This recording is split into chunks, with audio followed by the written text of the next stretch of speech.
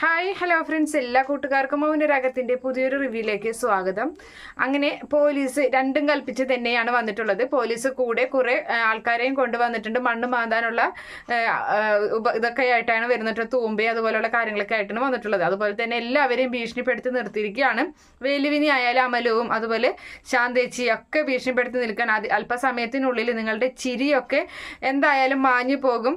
നിങ്ങൾ അന്ന് കോടതിയിൽ എന്നെ കളിയാക്കി എല്ലാവരുടെ മുഖത്തൊരു പരിഹാസ ചിരി ഉണ്ടായിരുന്നു. അത് കണ്ടപ്പോൾ ഞാൻ ഉറപ്പിച്ചിട്ടുണ്ടായിരുന്നു എന്തായാലും നിങ്ങളെയൊക്കെ പൂട്ടണമെന്ന്. അത് ഞാൻ ഇന്നത്തോടെ തീർത്തു തരാം എന്ന് പറഞ്ഞു. ഇനി എന്തായാലും കുഴിച്ചിട്ട് തന്നെ ബാക്കി സംസാരം എന്ന് പറഞ്ഞിട്ട് നമ്മുടെ ഈ CI ആ പണിക്കാരെ കൊണ്ട് മുഴുവനും ആ കുഴി ഇങ്ങനെ കുഴിക്കുകയാണ്. അതുപോലെ തന്നെ അവിടെ ഉണ്ടായിരുന്ന തെങ്ങും തൈ ആദ്യം എടുത്ത് വലിച്ചെറിയുകയാണ്.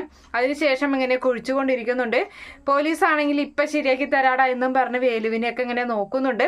വേലു ആണെങ്കിൽ പേടിച്ച് വരച്ചങ്ങനെ നിൽക്കുകയാണ്. അതേ സമയത്താണെങ്കിൽ നമ്മുടെ കിരൺ ചന്ദ്രസേൻ്റെ അരികിലാണുള്ളത് ആ സമയത്ത്. അപ്പോൾ ചന്ദ്രസേനൻ പറയുന്നുണ്ട്, മോനെ എന്തായാലും പേടിക്കണം, കാരണം അവൻ അടികൊണ്ട് പോയ പാമ്പിനെ പോലെയാണ്. അവൻ എന്തായാലും പകരം വീട്ടും, അത് ഉറപ്പാണ്. ആ CIയെ സൂക്ഷിക്കണം.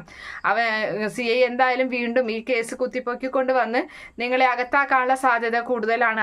അയാളുടെ ഭാഗത്ത് നിന്ന് ഉണ്ടാകുമെന്ന് പറയുമ്പോൾ ശരി, ഞാൻ എന്തായാലും സൂക്ഷിച്ചോളാം അച്ഛ എന്ന് പറയുകയാണ്. എന്തായാലും നമ്മുടെ കിരൺ പോകുന്നത് ഈ വീട്ടിലേക്ക് തന്നെയാണ്. അങ്ങനെ വീട്ടിലെത്തുന്ന അവിടെ ഒന്നും ആരെയും കാണാതെ വരുമ്പോൾ ജീപ്പൊക്കെ അവിടെ എടുക്കണം കാണുന്നുണ്ട്, പോലീസ് ജീപ്പൊക്കെ. അപ്പോൾ കിരണ് സംസാരം കാര്യങ്ങളൊക്കെ കേൾക്കുമ്പോൾ അവിടേക്ക് ഒച്ചയും ബഹളമുള്ള സ്ഥലത്തേക്ക് ഇങ്ങനെ ചെല്ലുകയാണ്. അപ്പോൾ കിരൺ കാണുന്ന കാഴ്ചയും ഇതുപോലെ തന്നെ ആ പണിക്കാർ ചേർന്ന് ഇങ്ങനെ മണ്ണ് മാന്തുന്ന ഒരു കാഴ്ചയാണ്, കുഴിച്ചെടുക്കുന്ന കാഴ്ചയാണ്. അപ്പോൾ ആ സമയത്ത് കിരൺ അവിടെ ചെല്ലുമ്പോൾ പോലീസിന്റെ ഭാഗത്തു നിന്നും പുച്ഛത്തിലുള്ളൊരു ചിരി ഉണ്ടാകുന്നുണ്ട്. ഇപ്പം ശരിയാക്കി തരാം, മുതലാളി വന്നു എവിടെയായിരുന്നു എന്നൊക്കെ ചോദിച്ചിട്ട് നല്ല പരിഹാസ ചിരിയോടുകൂടി തന്നെ നിൽക്കുകയാണ്. അതിനുശേഷം വീണ്ടും അവരങ്ങനെ കുഴിക്കുന്നുണ്ട്. പക്ഷേ കുറേ നേരം കുഴിച്ചിട്ടും ആ കുഴിയിൽ നിന്നും ആ ബോഡി, ഗംഗപ്രസാദിന്റെ ബോഡി അവിടെ നിന്നും കണ്ടെടുക്കാൻ സാധിച്ചില്ല. പോലീസ് ആകെ നാണം കെട്ടു പോവുകയാണ്. അപ്പോൾ എന്തായാലും കിരൺ തിരിച്ചാണ് പിന്നെ കംപ്ലീറ്റ് കാര്യങ്ങൾ അങ്ങോട്ടാണ് ചോദിക്കുന്നത്. എന്താ സാറെ കുഴിച്ച് കിട്ടിയില്ലേ, സാർ എന്തോ വലിയ കാര്യം ചെയ്യാമെന്ന് പറഞ്ഞു പോകുന്നതാണ്, എന്നിട്ടൊന്നും കിട്ടിയില്ലേ എന്നൊക്കെ ചോദിച്ചിട്ട് പരിഹസിക്കുകയാണ് ചെയ്യുന്നത്. അപ്പോൾ പോലീസ് പറയുന്നുണ്ട്, നീ ഇവിടെ നിന്നും ഈ ബോഡി നീ മാറ്റിയല്ലേ, ഇവിടെ ഉണ്ടെന്ന് എനിക്ക് നല്ല ഉറപ്പുണ്ടായിരുന്നു. നീ എന്നെക്കാളും വലിയ പുള്ളിയാണ്. എന്തായാലും നീ രക്ഷപ്പെട്ടുടാ. ഇനിയിപ്പോൾ എനിക്ക് കൂടുതലായിട്ടൊന്നും പറയാനില്ല, എനിക്ക് ഇനി തെളിവുകളായിട്ടൊന്നും കിട്ടാനുമില്ല. ആ ബോഡി കിട്ടിയിരുന്നെങ്കിൽ അത് പോസ്റ്റ്മോർട്ടം ചെയ്ത് അത് എങ്ങനെ മരണപ്പെട്ടു എന്നും അതുപോലെ തന്നെയുള്ള കാര്യങ്ങളൊക്കെ കണ്ടുപിടിക്കാൻ യഥാർത്ഥ പ്രതിയെയും അതുപോലെ ഇവിടെ കുഴിച്ചിട്ടതിന് കിരണെ അടക്കം എല്ലാവരെയും അറസ്റ്റ് ചെയ്യാമായിരുന്നു നമ്മുടെ ഈ CIക്ക്. ഇപ്പോൾ ഒന്നും ചെയ്യാൻ പറ്റാതെ തല കുമ്പിട്ട് അങ്ങനെ നിൽക്കുന്നുണ്ട്. 4 വാക്ക് തിരിച്ച് നമ്മുടെ കിരൺ മുഖത്ത് നോക്കി CIയുടെ മുഖത്ത് നോക്കി പറയുകയാണ്. എന്തായാലും അവിടെ നിന്നും പോരുകയാണ് CI.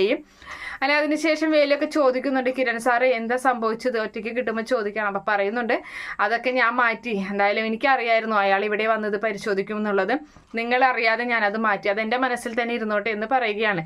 എന്തായാലും അതിനുശേഷമാണെങ്കിൽ ഈ സ്റ്റെഫി എന്ന് പറയുന്നവളെ അവൾ തിരികെ പരോളിൽ പോവുകയാണ്.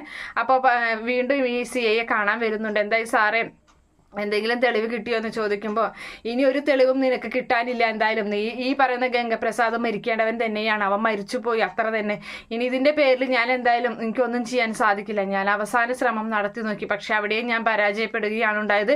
എന്തായാലും ദൈവം എന്ന് പറയുന്ന ആള് ഈ കിരണിൻ്റെയൊക്കെ കൂടെ തന്നെയാണ്. അതുകൊണ്ടാണ് ഈ ഇത്രയും വലിയ കൊലപാതകം അവർ ചെയ്തിട്ടും ഒരു തെളിവും ഞങ്ങൾക്ക് കിട്ടാഞ്ഞത്. അത് അവരുടെ ഭാഗ്യം തന്നെയാണെന്ന് പറയാം. അത് നിന്നെയും നിന്റെ ഈ കാമുകനായ ഗംഗപ്രസാദിനെയും ദൈവം കൈവിട്ടതിന് തുല്യം തന്നെയാണ്. അപ്പം നീ അത്ര അങ്ങോട്ട് ആശ്വസിച്ച് നീ അങ്ങ് പൊക്കോ. എന്തായാലും ഇതിൻ്റെ പേര് എനിക്കൊന്നും കൂടുതലായി പറയാനില്ല എന്ന് പറയുന്നുണ്ട്. എന്തായാലും കിരൺ ചെയ്തൊരു നല്ലൊരു കാര്യം തന്നെയാണ്. ഇത്രയും നാൾ ഞാൻ കിരണിനെ എതിർത്തും കിരണിനെ അറസ്റ്റ് ചെയ്യാനൊക്കെ നടന്നെങ്കിലും പക്ഷെ ന്യായം മുഴുവനും അവരുടെ ഭാഗത്ത് തന്നെയാണെന്ന് പറഞ്ഞിട്ട് സ്റ്റെഫി ആട്ടിപ്പായിക്കുകയാണ് നമ്മുടെ CI ചെയ്യുന്നത്. അങ്ങനെ സ്റ്റെഫി അവിടെ നിന്നും പോകുന്നുണ്ട്. എന്തായാലും ഉടനെ തന്നെ ഈ പറയുന്ന യഥാർത്ഥ പ്രതി ആരാണെന്നുള്ള പുറത്ത് കൊണ്ടുവരികയും ചെയ്യുന്നുണ്ട്. അതുപോലെ തന്നെ സരയുവിൻ്റെ ഉള്ളിലുള്ള വിഷം അത് പുറത്തേക്ക് വരികയാണ്. അതെന്തായാലും കണ്ടെത്തുന്നുണ്ട്. അവളെ കല്യാണിയെ കൊല്ലാൻ ശ്രമിച്ചതും ഈ പറയുന്ന രാഹുലിന് കൂട്ടുനിന്നതുമായിട്ടുള്ള എല്ലാ കാര്യങ്ങളും പുറത്തു വരികയാണ്. അത് നമ്മുടെ താര തന്നെയായിരിക്കും മിക്കതും പുറത്തൊക്കെ പറയുന്നത്. അതുപോലെ തന്നെ സരയുവിനെ അടിച്ചിറക്കുന്ന ഭാഗവും അതുപോലെ നമ്മുടെ ഇനിയുള്ള ബാക്കി അവശേഷിക്കുന്നതെന്ന് പറഞ്ഞത് വിക്രമാണ്. വിക്രം കല്യാണിയെ കൊല്ലാൻ പരോളിൽ ഇറങ്ങുമ്പോൾ വിക്രത്തിന്റെ അവസാനം പ്രകാശന്റെ കൈകൊണ്ടും അങ്ങനെ അങ്ങനെയുള്ള ഒരു ഭാഗങ്ങളൊക്കെയാണ് വരാൻ പോകുന്നത്. എന്തായാലും കാത്തിരുന്ന് കാണാം. ഈ റിവ്യൂ ഇഷ്ടപ്പെടുകയാണെങ്കിൽ ഈ ചാനൽ ഒന്ന് സബ്സ്ക്രൈബ് ചെയ്ത് സപ്പോർട്ട് ചെയ്യണേ. Okay friends, bye, thank U.